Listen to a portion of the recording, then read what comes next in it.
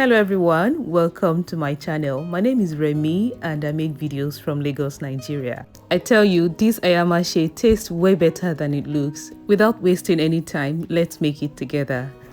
The original Ayamase recipe uses only green peppers, but because I didn't have enough, I had to supplement with some red atarodo.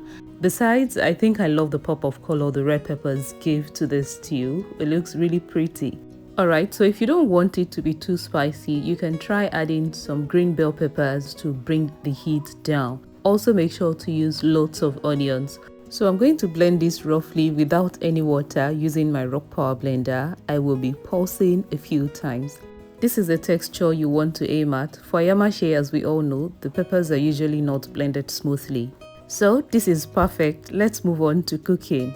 I'm going to add some bleached palm oil to my pan and heat that up before adding chopped onions and iru at the same time.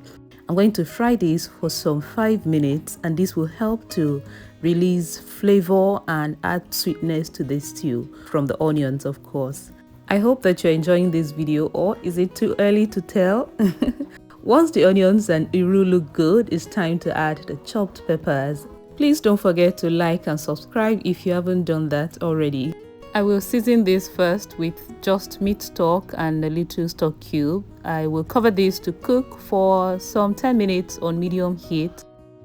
I will put a list of everything I used for this Ayamase stew in the description box, so please check it. Stew looks good and it's time to add the assorted meat, Ponmo, eggs and smoked prawns.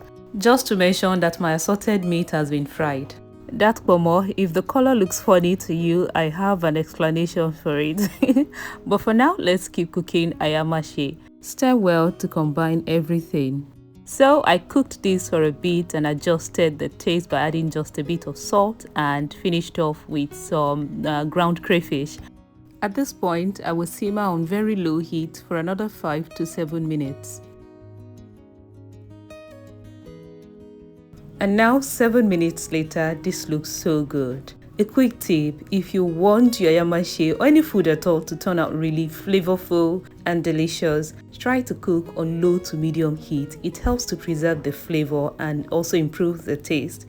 And from this point, what you do with your Ayamase is totally up to you, but I recommend trying it with rice. I hope you like this recipe and most importantly will use it to make yours. Thank you everyone for watching. Please don't forget to like and subscribe if you haven't done that before you leave. Bye bye.